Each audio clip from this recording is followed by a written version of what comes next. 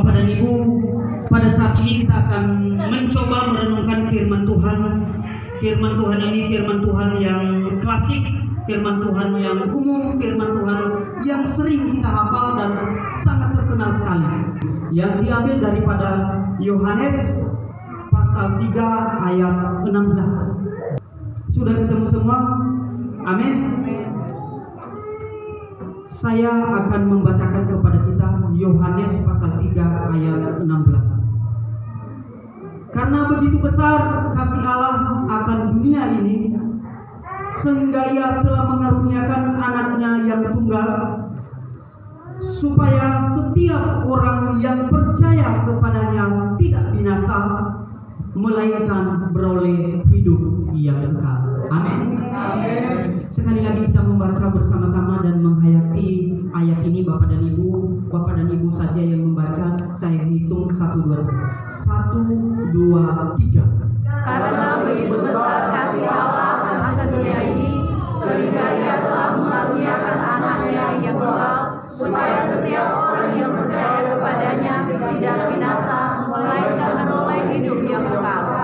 Amin. Amin. Amin, Bapak dan Ibu. Judul renungan kita pada hari ini adalah kasih Allah yang besar. Kasih Allah yang besar. Katakan kasih Allah yang besar. Kasih Allah yang besar. Ya, Bapak dan Ibu, judulnya adalah kasih Allah yang besar. Bapak dan Ibu, apa itu kasih Allah yang besar? Ini bukan hanya kasih yang biasa-biasa saja. Ini bukan kasih yang kecil. Ini bukan hanya kasih yang kecil atau yang biasa-biasa saja. Tetapi ini adalah kasih yang besar. Bapak dan Ibu, apa itu kasih Allah yang besar? Kasih Allah yang besar adalah seperti digambar ini. Kasih Allah yang besar adalah kado, hadiah yang terbesar yang kita dapat, yaitu Kristus Yesus lahir bagi kita. Amin. Dan bukan saja hanya lahir bagi kita, tetapi Dia juga mati bagi kita. Dan bukan saja hanya mati bagi kita, tetapi Dia juga bangkit bagi kita. Itu adalah kasih Allah yang besar, Bapak dan Ibu. Kalau kita pikir-pikir, kalau kita bertanya, kenapa Allah Yesus Kristus yang dikatakan adalah anak satu-satunya, anak yang tunggal, meninggalkan tata yang mulia, yang suci, yang kudus serba ada di sana, turun di dunia menjadi manusia, menderita bagi saya dan saudara. Kenapa? Bapak dan Ibu, kenapa? Kenapa Dia anak yang satu-satunya, Bapak dan Ibu, anak tunggal Bapak dan Ibu. Coba bayangkan teman-teman Bapak dan Ibu yang sudah punya anak, mungkin ada yang punya anak di sini, ada yang anak 1 atau 2 atau sampai 5. Satu saja anaknya, pasti anaknya itu sangat dikasih, apalagi tunggal satu-satunya. Pasti Tuhan sangat mengasihi. Tetapi Dia merelakan anak yang tunggal itu.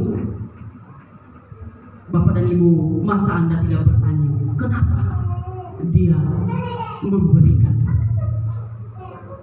Bapak dan Ibu, kita akan membahas kenapa sih Tuhan yang tunggal itu turun ke dunia, dan kenapa harus Kristus Yesus yang menjadi penyelamat dunia. Dahulu saya pernah berpikir dalam hati dan bertanya, kenapa harus mati?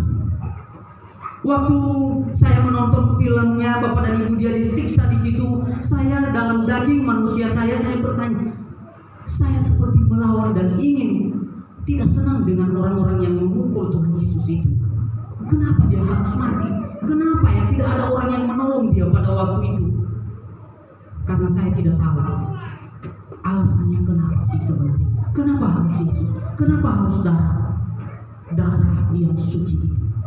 Apa tidak ada selain dia? Maka mari kita membahas Bapak dan Ibu. Ini adalah supaya kita mengokohkan iman kita kepada Kristus, dan juga supaya Natal itu tidak biasa-biasa saja, hanya sekedar adalah heboh-heboh, hal sekedar pesta-pesta. Bukan Bapak dan Ibu. Ini adalah ada hal yang mendasar. Kenapa? Kenapa dan kenapa? Bapak dan Ibu, kita akan melanjutkan bahwa ini adalah dimulai dari sing Bapak dan Ibu sebenarnya. Ini adalah alasannya, latar belakangnya. Dari awalnya Tuhan dengan Adam dan Hawa, itu adalah manusia pertama Adam dan Hawa. Jadi antara Tuhan dan Adam dan Hawa pada awalnya hubungannya itu sangat baik. Hubungannya itu sangat dekat. Bisa lanjut, sangat erat hubungannya Bapak dan Ibu. Sepertinya mereka berada, kita manusia dengan Allah itu berada di dalam satu lingkaran. Begitu dekat sekali, bercakap-cakap, intim sekali, akrab sekali, dekat sekali antara manusia dengan Tuhan pada waktu itu. Tetapi Bapak dan Ibu, atas perbuatan manusia pertama Adam dan Hawa, ketika manusia itu tidak taat pada firman Tuhan, ketika manusia yang pertama itu melanggar perintah Tuhan, maka hubungan yang baik itu menjadi retak dan pisah. Bapak dan Ibu, bisa kita melihat gambarnya seperti itu Bapak dan Ibu.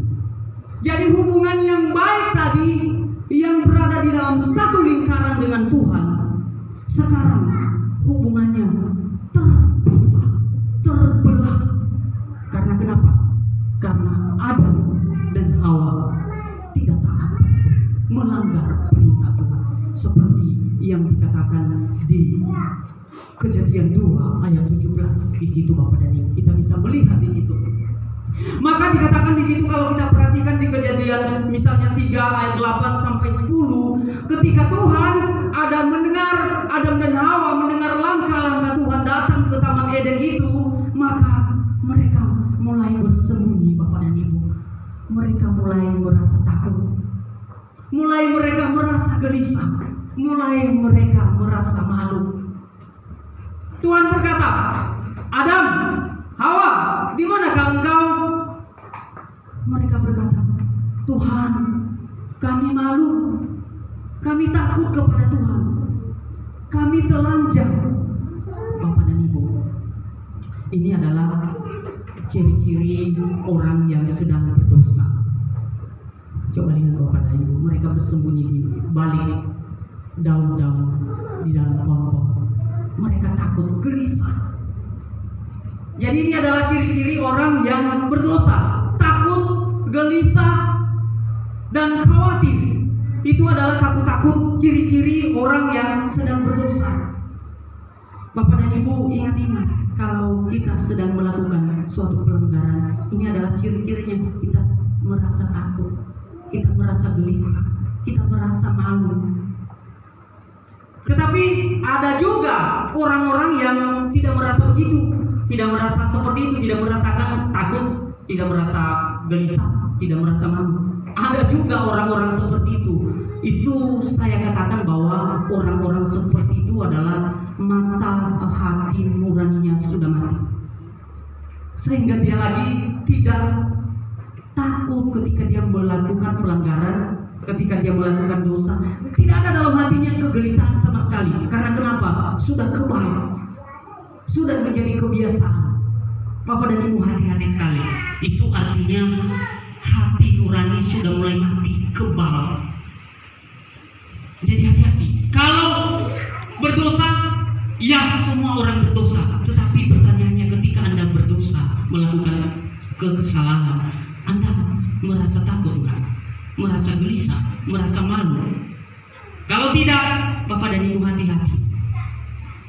harus hati nurani itu dibangkitkan kembali, karena Bapak dan Ibu, kita masuk dalam masa nanti pembiaran. Kalau pembiaran itu Bapak dan Ibu, ujungnya adalah kehancuran yang terjadi dalam hidup kita.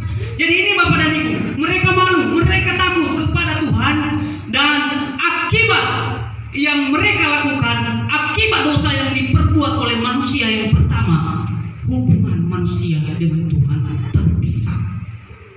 Dan yang kedua, Bapak dan Ibu, kita juga mengalami kematian secara jasmani. Orang mati. Dan yang ketiga adalah kita juga mengalami kematian secara rohani. Kematian secara rohani itu Bapak dan Ibu, karena kata firman Tuhan, ketika engkau memakan buah pengetahuan yang baik dan yang jahat itu, maka engkau akan mati. Tetapi memang secara tidak langsung pada waktu itu mereka tidak mati, karena memang maksudnya adalah secara rohani mati, terputus hubungan antara Tuhan dengan manusia, sehingga Tuhan itu begitu jauh, sehingga kita susah. Sehingga pada waktu itu perjanjian lama, orang-orang itu teman-teman, ketika mereka mengalami kesulitan, misalnya anak mereka sakit, mereka tidak bisa langsung berdoa sama Tuhan, karena hubungan sudah terpisah. Mereka harus melalui imam. Mereka datang kepada imam, mereka membawa korban kepada imam, karena hubungan sudah terputus. Jadi ini dimulai dari sini Bapak dan Ibu. Maka setelah itu Bapak dan Ibu lanjut, maka bukan hanya itu, karena dosa Adam dan Hawa, semua kita juga berdosa. Jadi semua manusia berdosa karena dosa Adam dan Hawa. Roma 3 ayat 23, karena semua orang telah berbuat dosa dan telah kehilangan kemuliaan Allah. Jadi semua orang sudah berdosa. Ketika anak baru lahir, di dalam dirinya sudah ada benih dosa. Jadi semua orang sudah berdosa. Lanjut, kalau begitu, kata Roma 6 ayat 23 mengatakan bahwa upah dosa adalah maut. Karena semua orang sudah berdosa, maka hukumannya adalah maut.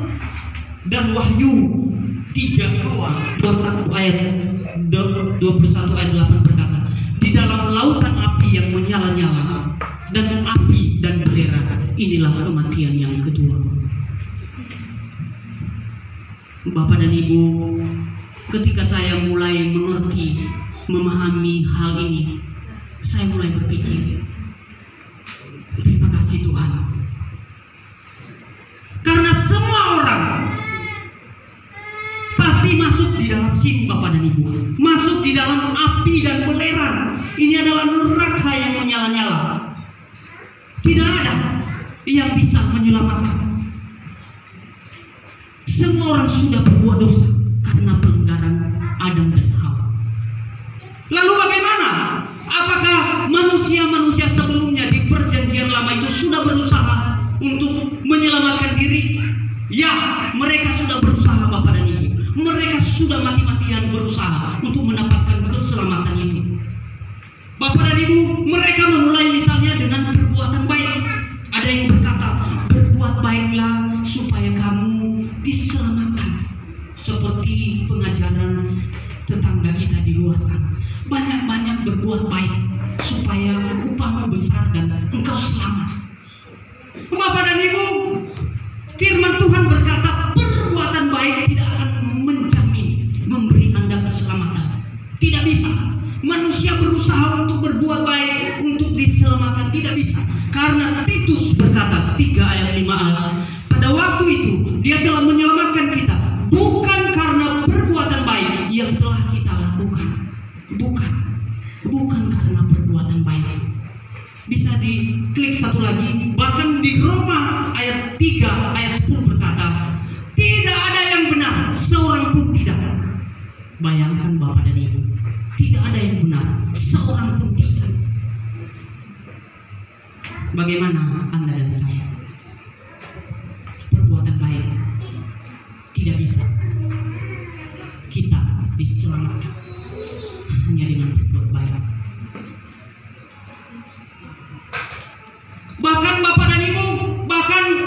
Misalnya moralitas, kesalehan, kebaikan Bapak dan Ibu, itu pun juga tidak bisa membangun hubungan yang rusak ini dibangun dengan perbuatan baik. Tidak bisa dengan moralitas, dengan kesalehan. Hubungan yang terpisah itu tidak bisa dibangun. Tidak ada yang bisa membangun Bapak dan Ibu hubungan yang sudah terpisah itu. Allah begitu jauh.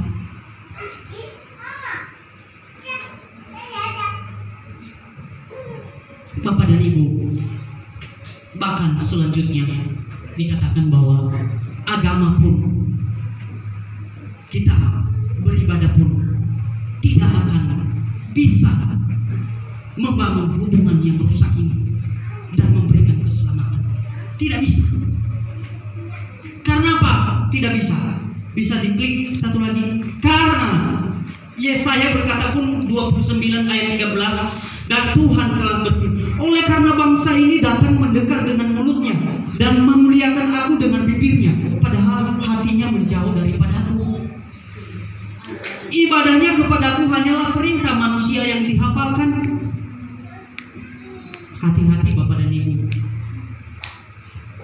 Bangsa ini datang kepadaku hanya memuliakan aku dengan bibirnya, tetapi sebenarnya hatinya tidak lagi memuji Tuhan, tidak lagi beribadah, tidak lagi menyembah Tuhan. Sebenarnya mereka datang karena rutinitas, karena setiap hari Minggu harus ke gereja. Ini adalah rutinitas. Ini adalah kebiasaan yang dilakukan dari dahulu sampai sekarang. Mereka datang kok. Sebenarnya tidak ada kegelisahan dan kehausan sama sekali. Hari ini saya memang ingin datang ke gereja, benar-benar berjumpa dengan Tuhan, benar-benar memuji Tuhan, benar-benar berdoa sama Tuhan. Yesaya berkata, tidak. Mereka hanya datang karena rutinitas. Karena bagi mereka berkata bahwa orang Kristen itu harus datang ke gereja. Bangsa ini datang mendekat dengan mulutnya, memuliakan aku dengan bibirnya, padahal hatinya menjauh padaku. Ibadahnya kepadaku hanyalah perintah manusia yang dihafalkan. Bapak dan Ibu, kita hati-hati. Kita harus sadari bahwa memang ibadah itu sebenarnya adalah kerinduan yang paling dalam, persiapan yang paling dalam, ingin berjumpa dengan Tuhan, ingin memuji Tuhan, ingin memuliakan Tuhan. Bukan sekedar Bapak dan Ibu. Kalau sekedar menjadi sia-sia. Jadi Bapak dan Ibu, semua usaha yang telah dilakukan, semua usaha telah dilakukan, semua pekerjaan telah dilakukan. Manusia telah berusaha sekuat tenaga dan manusia gagal. Manusia tidak berdaya, bahkan manusia dikatakan di Efesus, manusia itu mati. Bapak dan Ibu, masuk dalam neraka. Bapak dan Ibu, ketika saya sampai di situ dan berhenti, saya berkata, Tuhan, saya butuh pertolongan. Semua orang berkata, saya butuh pertolongan. Perbuatan baik tidak bisa Tuhan. Rajin ibadah pun tidak bisa. Kesalehan pun tidak bisa. Kita butuh pertolongan. Kita butuh anugerah daripada Tuhan. Katakan kepada kanan kirinya, kita butuh anugerah Tuhan, teman. Kita butuh anugerah Tuhan. Ya, kita butuh anugerah Tuhan. Kita butuh pertolongan daripada Tuhan. Apa itu Bapak dan Ibu? Maka inilah anugerah yang Tuhan berikan itu. Nah, maka karena katanya bahwa keselamatan tidak ada dalam siapapun juga selain di dalam Dia, sebab di bawah kolong langit ini tidak ada nama lain yang diberikan kepada manusia yang olehnya kita diselamatkan. Tidak ada satupun. Makanya hanya Yesus. Tidak ada satupun di bawah kolong langit ini. Pertanyaan saya terjawab. Memang tidak ada satupun. Harus Yesus yang lahir. Karena saya pernah berpikir waktu saya masih kecil, kenapa ya, kasihan banget ya Tuhan Yesus, kenapa dia harus mati gitu. Dan pertanyaan saya itu terjawab karena memang tidak ada seorang pun. Ini adalah rancangan Tuhan yang luar biasa. Tuhan Yesus harus menjalani itu. Tidak ada seorang. Kristus Yesus telah ditentukan Tuhan Allah menjadi jalan pendamaian karena iman dalam darahnya. Tidak ada darah yang lain. Saya pernah berpikir, kenapa bukan darah orang-orang kudus dulu gitu, atau darah apa gitu. Tidak bisa, harus darah Kristus yang dikatakan bahwa tidak ada noda dan celah. Harus itu yang ditumpahkan untuk membangun hubungan yang terpisah itu, Bapak dan Ibu. Maka pertanyaan saya terjawab ketika saya masih kecil. Oh, ternyata begitu. Tidak ada seorang pun, tidak ada darah seorang pun yang bisa menggantikan selain Kristus. Maka Bapak dan Ibu, inilah dia. Maka ketika Yesus melihat hal itu, Tuhan melihat hal itu, kegelisahan hati manusia, kekhawatiran hati manusia, kepedihan hati manusia, maka karena begitu besar kasih Allah akan dunia, karena begitu besar kasih Allah untukku dan engkau, maka Tuhan harus lahir. Salib harus menghubungkan antara manusia yang berdosa dengan Allah yang kudus itu. Harus Yesus katanya bahwa akulah jalan, kebenaran, dan hidup. Tidak ada seorang pun yang sampai kepada Bapa kalau tidak melalui aku. Makanya butuh salib, butuh Kristus yang harus disalibkan untuk menyambungkan antara manusia yang berdosa dengan Allah yang kudus itu. Lahirlah Kristus Yesus untukmu dan untukku. Katakan kepada kanan kiri, syukur kepada Tuhan. Syukur kepada Tuhan. Ya, syukur kepada Tuhan. Syukur kepada Tuhan, Bapak dan Ibu. Syukur kepada Allah yang hidup. Syukur ada Natal. Nah, kalau tidak, kejadian-kejadian tadi yang harus kita lewati dan ujungnya adalah neraka. Makanya teman-teman, kita harus menginjili mereka, karena perbuatan baik tidak menyalahkan mereka. Kita harus gelisah kepada mereka. Harus melalui ini, harus melalui anaknya, harus melalui salib, sehingga manusia ini sampai kepada Allah.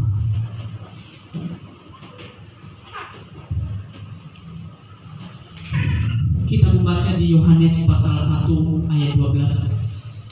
Kita membaca ada di atas bersama-sama 1, 2, 3. Tetapi semua orang yang menerimanya diberinya kuasa menjadi anak-anak Allah, yaitu mereka yang percaya dalam namanya. Bapak dan Ibu, sehingga Ia telah mengaruniakan anaknya yang tunggal, setiap orang yang percaya kepadanya tidak binasa. Lalu bagaimana dengan kita ketika Yesus sudah lahir bagi kita? Ketika hari Natal telah tiba, maka firman Tuhan berkata, percayalah kepada Tuhan, percayalah kepadanya. Dia telah lahir bagimu, Dia telah lahir bagiku. Hanya satu saja kata berkata, percaya. Katakan kepada kanan kiri, percaya. Percaya. Ya, percaya Bapak dan Ibu, percaya kepada Kristus yang telah lahir itu. Masa tidak percaya? Sudah memberikan nyawanya, sudah lahir, masa tidak percaya? Percaya dong. Yes. Ya, percaya. Tetapi memang tidak cukup hanya dengan percaya. Karena memang kalau ditanya juga sama saya, pernah ada percakapan dengan si iblis juga, yang bertanya kepada iblis, iblis percaya nggak bahwa Yesus itu adalah Tuhan? Percaya. Dia berkata percaya. Hanya perbedaannya Bapak dan Ibu, dikatakan setelah itu, kamu mau menyerahkan hidupmu untuknya? Katanya tidak. Kamu mau menerima Dia sebagai Tuhan dan Juru Selamatmu? Katanya tidak. Makanya itu perbedaannya Bapak dan Ibu. Jadi jangan berhenti juga dipercaya. Percaya artinya adalah menerima Kristus sebagai Tuhan dan Juru Selamat kita. Amin. Amin. Ya, menerima Kristus, percaya, menerima diberikan kuasa. Di garis bawah menerima dan percaya. Bapak dan Ibu, sebagai respon kita menerima dan percaya kepada Kristus. Amin. Selanjutnya Bapak dan Ibu, maka dikatakan di situ, kita juga bisa membaca di Yohanes 5 ayat 24 ini, masih kelihatan 1, 2, 3. Aku berkata kepadamu, sesungguhnya barang siapa mendengar perkataanku dan percaya kepada Dia yang mengutus aku, ia mempunyai hidup yang kekal dan tidak turut dihukum, sebab ia sudah pindah dari dalam maut ke dalam hidup. Bapak dan Ibu, ketika kita sudah percaya, ketika kita sudah menerima Kristus, tempat kita bukan lagi maut, kita tidak lagi dihukum, tetapi tempat kita kerajaan yang di surga. Amin. Ya, kita harus yakin itu, kita harus percaya itu, kita sudah diberikan, yaitu kerajaan surga. Kita sudah dipindahkan dari status kita yang awal, yang harusnya masuk neraka. Sekarang Tuhan sudah memindahkan kita, memberikan kita hidup di kekal. Amin. Kita bisa lanjut. Bapak dan Ibu sudah berhenti. Bapak dan Ibu, Kristus telah lahir. Dia telah menyelamatkan saya dan saudara. Dia berkata, terimalah, percayalah di dalam kehidupan Anda. Maka sebagai refleksinya Bapak dan Ibu, kalau begitu besar kasih Allah kepada Anda dan saya, Dia rela mengorbankan, Dia rela turun dalam kerajaan dunia ini. Apakah Anda dan saya juga mengasihi Dia? Itulah refleksinya yang ingin kita renungkan. Apakah Anda juga sungguh-sungguh mengasihi yang memberikan nyawanya untuk Anda? Bapak dan Ibu, renungkanlah itu. Kalau Tuhan sudah memberikan nyawanya bagi saudara dan saya, maka apakah Anda juga tidak mau mengambil komitmen? Saya mengambil komitmen dan berkata, Bapak dan Ibu, Tuhan, di tahun ini juga, tahun depan, saya juga mau memberikan yang terbaik bagi Tuhan. Sebagai respon saya kepada Tuhan, saya ingin melayani Tuhan. Saya ingin mengasihi Tuhan lebih sungguh lagi. Bapak dan Ibu, saya percaya bahwa tidak ada satu orang pun ketika sudah mendapatkan anugerah daripada Tuhan, berkat daripada Tuhan, dan merasa tenang-tenang saja dan tidak mau meresponi. Saya percaya ketika kita mendapatkan anugerah yang besar itu, keselamatan itu, saya percaya juga hati kita gelisah, ingin mengatakan, Tuhan, apa yang ingin kuberikan kepada Tuhan sebagai ucapan syukur saya, karena seharusnya saya masuk dalam maut, tetapi Tuhan merelakan nyawanya turun dalam dunia ini. Apa yang harus kuberikan? Melayanikah? Mengasihi Tuhan lebih sungguhkah? Mau berbuat baik sebagai ucapan syukur? Atau apa yang mau Anda respon dengan firman Tuhan ini? Saya percaya tidak ada di antara kita yang menyimpan anugerah itu dan mengubur dalam-dalam di dalam dirinya, dan tidak ada reaksi apapun, tidak ada apapun. Saya sendiri punya komitmen kepada Tuhan karena saya sudah mendapatkan anugerah yang besar itu. Walaupun saya tidak bisa membalasnya, tetapi sekuat tenaga harus Anda dan saya berterima kasih kepada Tuhan. Anda harus memiliki komitmen kepada Tuhan. Apa komitmen Anda? Mengatakan bahwa Tuhan, saya mau mengikut Tuhan dengan sungguh-sungguh. Saya mau melayani Tuhan dengan sungguh-sungguh. sebagai respon saya sudah menerima anugerah itu yang tidak bisa diberikan oleh orang dunia ini, di bawah kolong langit ini. Darah siapapun tidak bisa selain Kristus Yesus. Bapak dan Ibu, kiranya itu menjadi perenungan untuk Anda dan saya. Dan sambutlah Natal itu, sambutlah Kristus itu. Jangan sia-siakan. Sekali lagi, jangan sia-siakan, karena itu adalah nyawa Kristus yang sangat.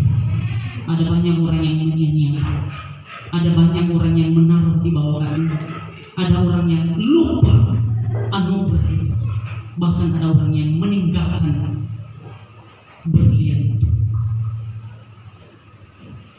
Bapak dan Ibu, responilah firman Tuhan ini, kiranya menjadi berkat kekuatan iman dalam hidup saudara dan saya, sehingga bisa memahami mengapa Kristus lahir untuk saya dan saudara. Mari kita akan menyanyikan satu pujian, Bapak dan Ibu. Kita akan menutup firman Tuhan ini. Saya juga dibantu oleh kita akan menyanyikan karya terbesar